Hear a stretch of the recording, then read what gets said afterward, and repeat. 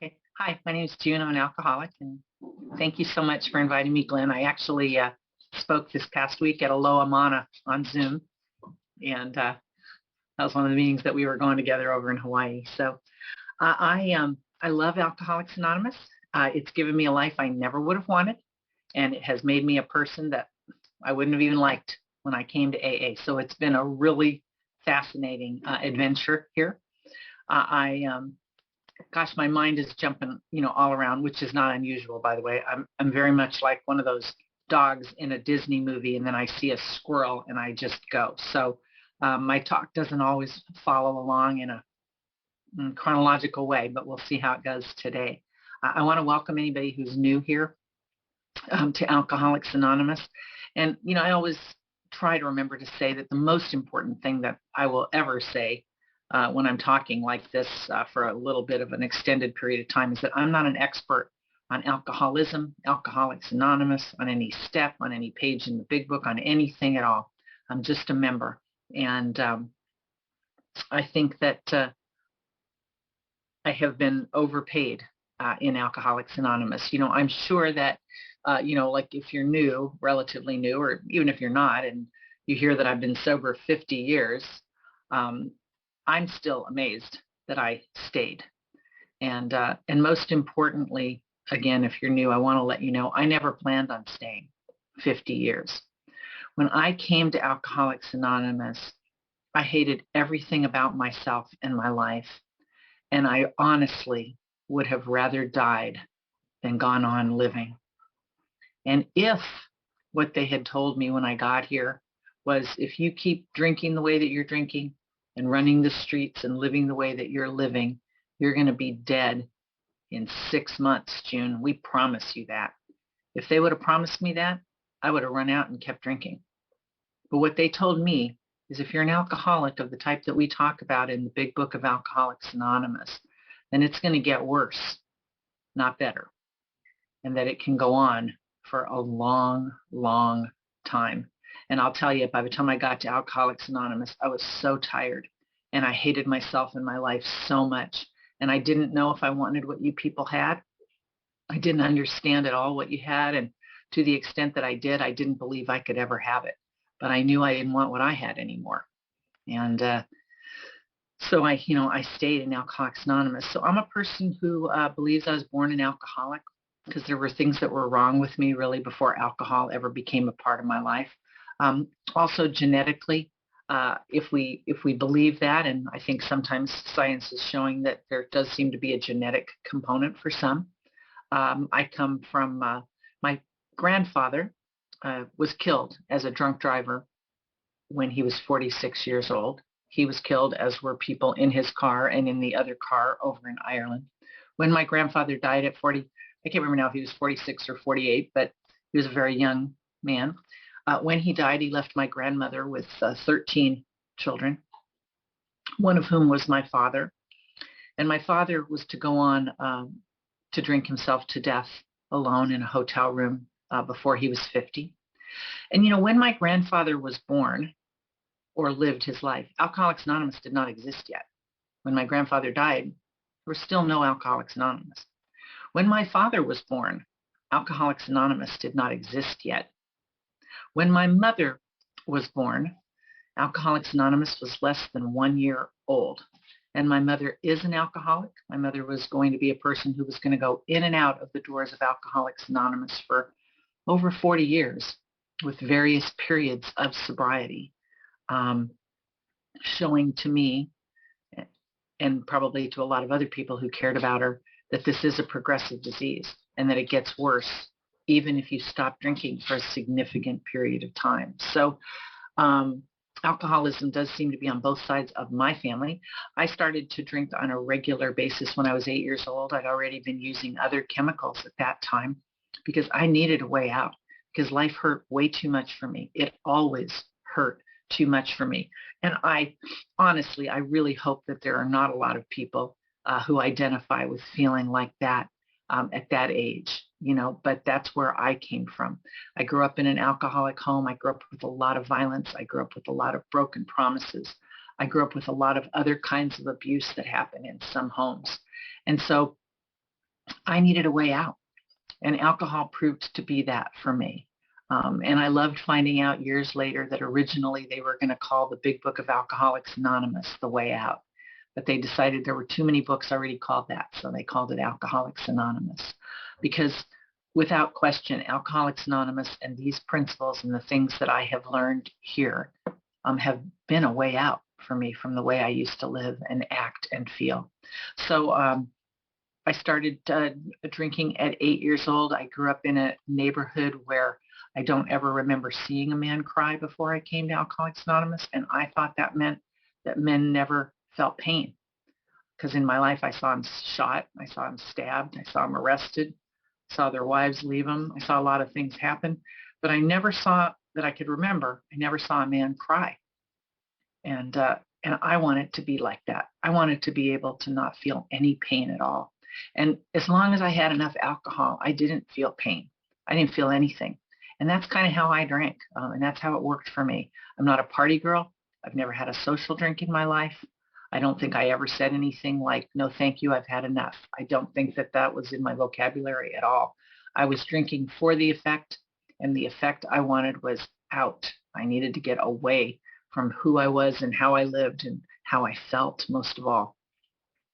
So, in growing up, I grew up in a little town called Venice Beach in Los Angeles, and I wanted to be tough.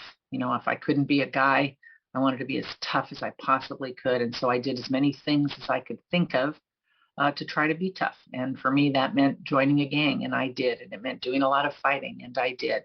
But I like to always remember to mention I've never won a fight in my life, but I never fought less than 5 people at a time.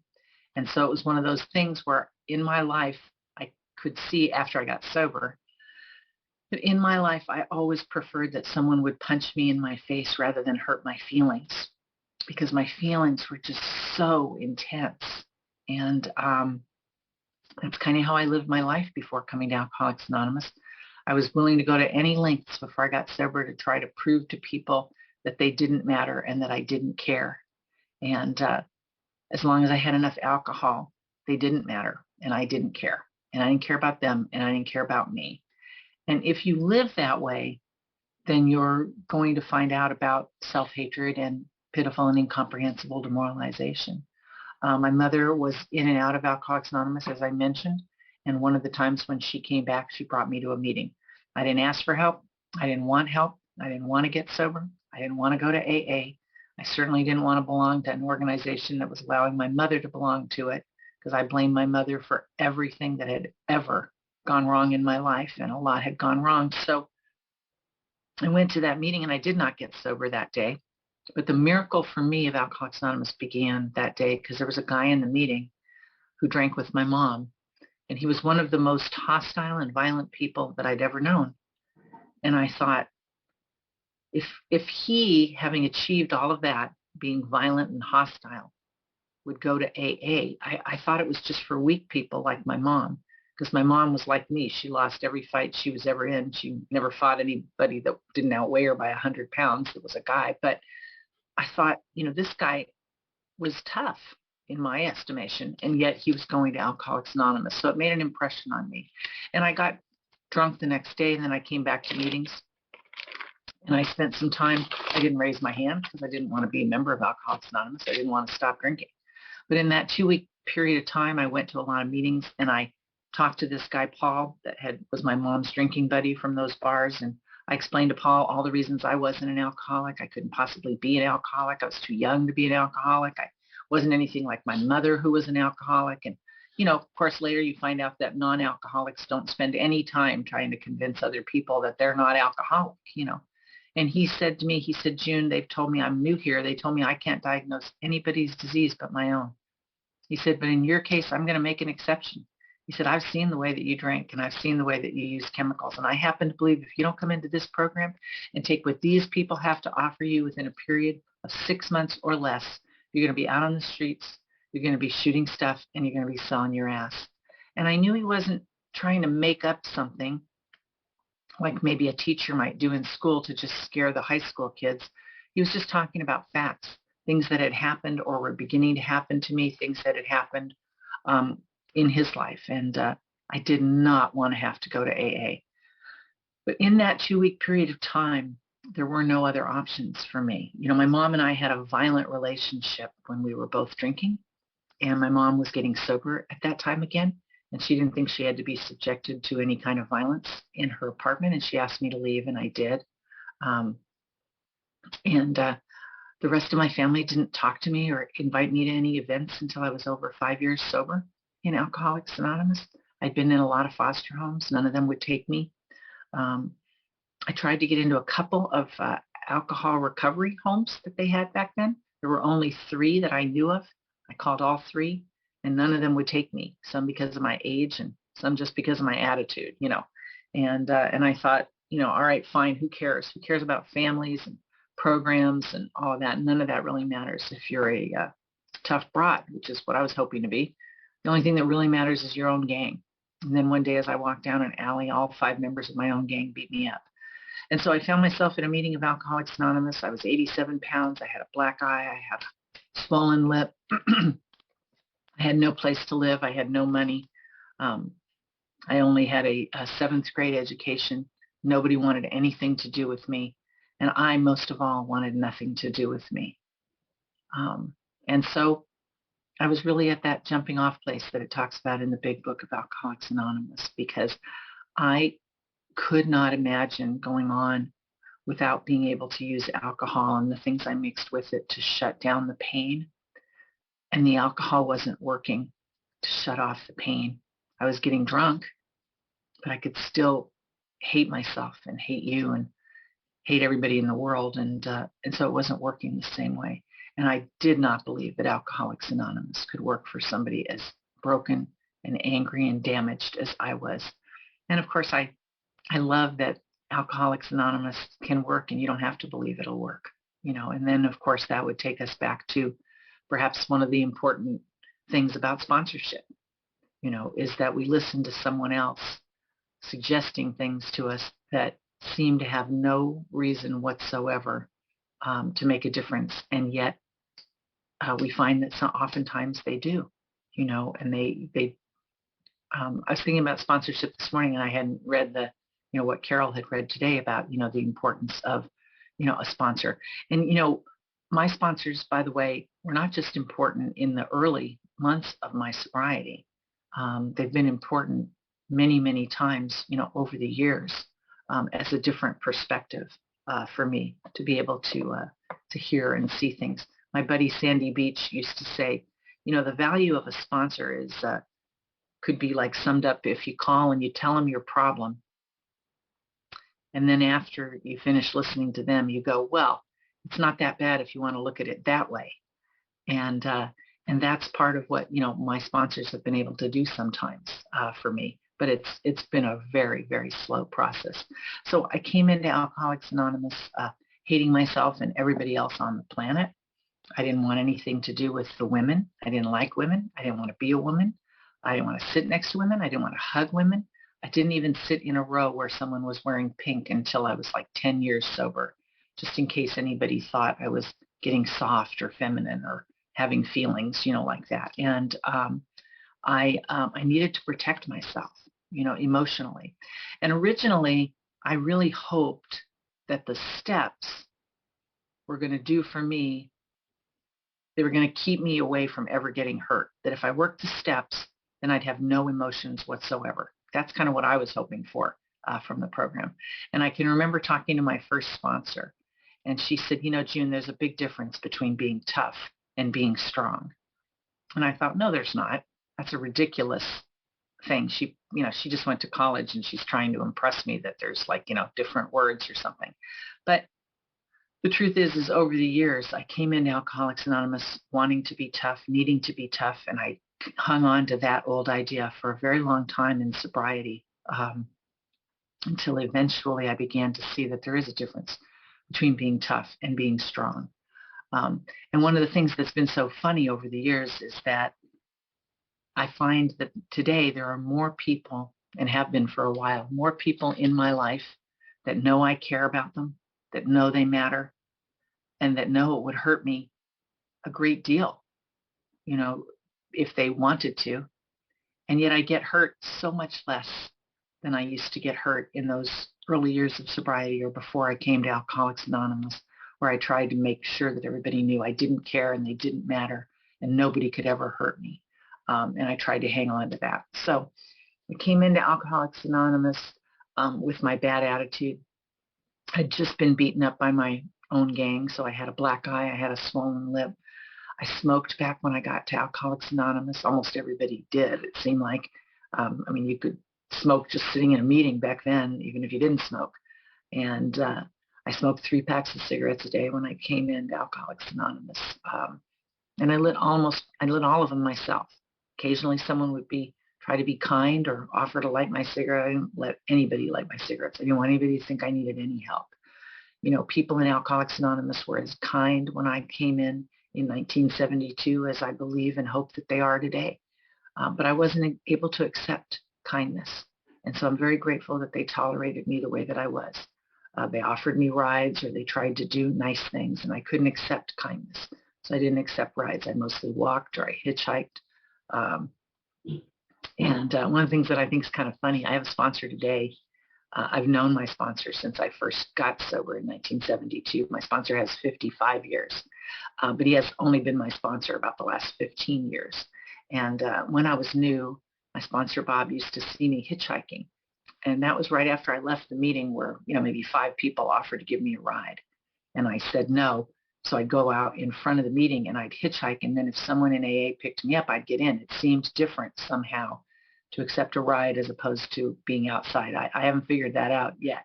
But my sponsor used to pick me up sometimes, and he would drive me, maybe 40 miles out of his way rather than going home to be with his wife and his family, because he was worried about me at midnight hitchhiking.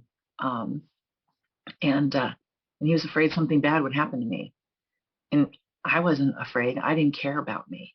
I wasn't, I was used to bad things happening. I thought bad things always happen. They'll always continue to happen. So I wasn't trying to protect myself in any way. And, I've thought about that a lot, because here's someone, and this is just one, demonstration of that people in Alcoholics Anonymous for years cared way more about me than I cared about myself. And they did what they could to be kind and to be available, to helping me. And it made me think, I was thinking of this story that, one of the old timers used to talk about when I was new. And it was a story about, there were 2 men in a bar drinking, and one was an atheist and the other one was a religious man. And they began a conversation while they sat at the bar. And the atheist said, to the religious man, he said, I gave your God a chance one time, but he failed me, which is why I've continued to be an atheist.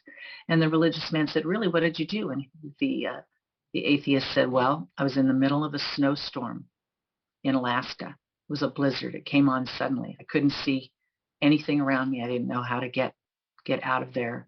And so I said a prayer and I thought, I'm just going to die. And the religious man smiled and he said, well, you must believe in God. You're here. You got out of that blizzard. And the atheist said, no, some Eskimo came along and helped me. And for me, throughout all these years in Alcoholics Anonymous, I have had many questions about faith. I still have them sometimes today in different capacities, but there have always been a lot of Eskimos walking through my life. And I often have not seen it for 5 or 10 years, after I look back and I go, oh, So I encourage you in Alcoholics Anonymous along your journey to look for some of those Eskimos, and to see. I got very active in the program of Alcoholics Anonymous in the very beginning. I went to 21 meetings a week my first 2.5 years.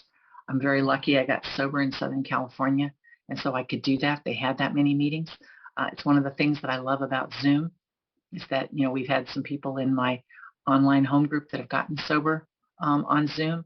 And because of the availability that we have with this, new format all around the world, people can easily go to 21 meetings, a week.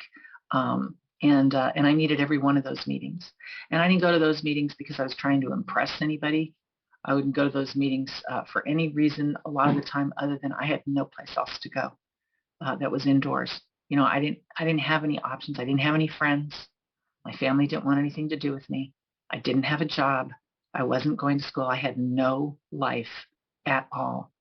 And I was just filled, with tremendous amount of self-pity and self-centered fear. And I was happy to share it with anyone who would get near me. There's a movie, years ago now called Freaky Friday, and a mother and a teenage daughter through some kind of magic spell switch places. But before that happens, the daughter says to the mother at one point, she's yelling at her mom, and she goes, "You are a fun sucker, Mom. You suck all the fun out of everything." And I came to Alcoholics Anonymous a huge fun sucker. And I was that way for many years after I was sober. And, years later, I found out there's this line in the book that says, try to avoid the deliberate manufacture of misery. Well, I obviously did not read that in those early years of my sobriety, because I manufactured a lot of misery. I remember my first sponsor saying, she put this, she said that I had never had a problem that was as bad as my solution for it. And that was the danger for me of when I made those choices without talking to a sponsor, or without letting somebody know what was going on, in my life. And I can get into, trouble still today, if I talk to myself too much. I really need to bounce things off of others. And my sponsor has a tremendous sense of humor. It's a little dark, but that works perfectly for me, because I can be a little bit dark. And it's I didn't have a sponsor for a while. I had 2 sponsors that died while I was sober, and so it's hard, sometimes getting another sponsor. And I look back on those years when I didn't have a sponsor, and I see how much I missed. There really is a lot that a sponsor can add to our lives if we allow them to. So when I came into Alcoholics Anonymous and I went to those 21 meetings a week, I didn't have a regular place to live the first several years that I was sober. I rarely had, enough money to buy any kind of food. I couldn't put $1 in the basket in the 7th tradition until I was well over 11 years sober in Alcoholics Anonymous. Occasionally I could, but not most of the time. And like I said, I was just filled with self-pity, because I believed I had the saddest life anybody had ever had. And it took years in Alcoholics Anonymous for me to begin to see what that kind of self-centered ego, was doing. I remember one time I was at one of my regular meetings, and this is not that long ago, maybe I was 20 years sober at the time. And this guy was talking at the meeting, and he said, an egomaniac is not necessarily someone who thinks well of themselves. And I thought, really? Because if you'd said to me, what's an egomaniac? I'd say, oh, it's someone who thinks they're like the best and the smartest and, so above everybody else. But he said, no, an egomaniac's not necessarily someone who thinks well of themselves. He said, it's not even necessarily someone who thinks often of themselves. It's simply someone who thinks only of themselves. And I realized that in those early years of Alcoholics Anonymous, I was as much an egomaniac as anybody on the planet, because all I did was think about myself. But since I thought about myself in a negative way, I didn't think that was ego. So I sat in meetings and I thought, I'm the stupidest, I'm the worst, I'm the ugliest, I'm never going to make it, nothing's ever going to turn out good for me. And it was just me, I, me, beating me up. And then I had as my sponsor, with that line about my solutions, I had an ability to put myself into even worse situations than I was already in and make the problem worse if I didn't talk to my sponsor before. And I think, we all come here in different ways. I eventually began to be able to call my sponsor when the house was smoking, before it was in full flames. You know what I mean? Like in the early years, I would just it was burning to the ground. Then I'd call my sponsor because I was, and now I mean, even if I think there's a spark, I call my sponsor, you know what I mean? Because I don't want to live through that pain anymore. I've done enough of that. Um, you know, when I came to the program of Alcoholics Anonymous, um, people who were guessing my age were guessing that I was 37 years old. If you had seen my birth certificate at that time, you would have seen that I was actually 13 years old. But I felt over 1,000 years old when I came to Alcoholics Anonymous. And somewhere along the line here, and I can't tell you exactly when it was, I can't tell you what day or, you know, what step I was on or exactly what happened, but somewhere along the line, you know, that began to change. I mean, here I am this morning. I've been sober 50 years. So even if you're as bad at math as I am still, actually, you could say, well, she got sober at 13 and then she's sober 50 years. Then she's even older than the 37 years that they used to guess that she was, which is absolutely true. And yet I feel younger today than I did when I got to Alcoholics Anonymous. So that's a hell of a deal right there. And that doesn't mean that I don't feel old sometimes or worry about wrinkles or, you know, whatever. I mean, I'm a human being. But overall, I think it still makes me laugh to think that could have happened. I don't know how it happened. Um, I do believe that a big part of the psychic transformation that happened for me had a lot to do with my service in Alcoholics Anonymous. I have always, like I said in the beginning, stayed active in Alcoholics Anonymous, and I had a commitment at almost every one of those 21 meetings. And I've kept commitments throughout the years that I've been sober at all times. And I do believe that the single most important thing that I have done, and the only thing that I've done 100% perfectly for over 50 years now, is that I don't drink no matter what. And for me, I personally define sobriety as not taking anything that affects me from the neck up. So that's the one thing I've done 100% perfectly. But very close to that, right after that, would be showing up for my AA commitments and staying active in Alcoholics Anonymous. And that doesn't mean that I don't think the steps are important or, you know, that I don't think that we need to do these things. Of course I do. I know that that's true. But I also know that there are times when I have been off track or in a lot of pain, or had some kind of very difficult situations happening in my life. Sometimes I've created them, sometimes I haven't. But I find the importance of continuing to go to meetings where I can hear somebody share, which reminds me, you know, to ask for help, to look at a different way, to reach out and see if I can help someone else and stop thinking about myself. These things that when I get too caught up in my own thoughts, I can't seem to do on my own. But when I go to a meeting of Alcoholics Anonymous, I sometimes get just kind of rewired maybe. Or I remember someone said, you know, back in the day when we used to have messages, you know, at home, like where you could hear your, you know, your voicemail messages when you get a phone call, and they'd say, you know, I go to meetings sometimes to hear my messages, you know, and so I can't tell you how often I've heard somebody share something that has really made a difference. And I am a story person, so that's kind of the way that I am. I don't necessarily remember somebody's name, but I might remember that their Doberman drank vodka, you know, and that sort of, you know, leads me to remembering something else that they shared. And I remember, you know, this one guy sharing at a meeting, and he was talking about how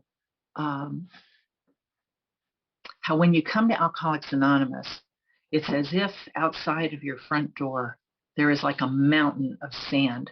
It's just a mountain of problems. It's really overwhelming. I mean, getting sober is not easy. If getting sober was easy, everybody would do it. And staying sober is not easy, you know, and we need help and we need to be involved, or at least in my experience, you know. So when we look outside our door in those early days and months and years of sobriety, you can't even see over the mountain of sand and problems that we have. And you talk to maybe your sponsor, and your sponsor says, now here's what we're going to do. Here's a teaspoon. Now, every day I want you to take a teaspoon right outside your front door, and I want you to take it to the back of where you live. You're like, a teaspoon? I need a crane. I mean, what good is a teaspoon going to do? It's okay, here's a teaspoon. And I'll tell you what, when I come over, when I, your sponsor, or when your friends come over from your group, we'll bring our teaspoon and we'll grab a little teaspoon and we'll help you take it to the back as well. until at some point, and it's different for each and every one of us, you get to a point where you can see over that mountain and it becomes a hill. And, we still have to keep, moving that sand all through forevermore. But that was, I felt very overwhelmed for years, in Alcoholics Anonymous. I just thought, how is this ever going to get better? And again, I look back and I can't tell you exactly, but I know I had to do a lot of different actions, and it made a big difference where I started to think about others instead of always thinking about myself. And where I was going to tell you this, I'll tell you this one other story, and then I think I'll stop. So, and this is kind of again about the importance of being in meetings or staying close to people in Alcoholics Anonymous. And so this woman was sharing, and she said, I want to tell you about my week last week. She said, okay. So she said, last week, she said, I had to go to the doctor because I had sort of a lump on my neck, and they did a biopsy. And so she said, and then last week I had finished writing a book that I'd been working on for a long time, and I submitted it to a publisher. And she said, and as a child, this is not me, this is whoever this person is. I don't know who they are anyway, but she said, as a child, I was a pretty successful child actress. And last week I auditioned for a part that I really, really want. And so she said, now this week, she said, on Monday, the doctor's office called, and they said, we got the results of the biopsy, and it's benign. You do not have cancer. She said, on Tuesday, the publisher called, and they said, we love your book. We want to publish it, and we'll make arrangements to have a contract. And she said, on Wednesday, the movie or whatever the series called, and they said, we've given the part to somebody else. And she said, and I was at lunch with a friend, and I said, nothing ever works out for me. And that is how quickly I can spiral away from all the gifts, that are happening in my life, which is why it's important for me to have a sponsor, to go to meetings, to talk to my friends, to stay close in Alcoholics Anonymous. This is a design for living, and it works through good times and bad. And I've had lots of both. I'm overpaid in Alcoholics Anonymous. I cannot believe that I am able to live the life that I have been able to live because of these things, these principles, because of the examples, because of all the Eskimos. Thanks for letting me share today.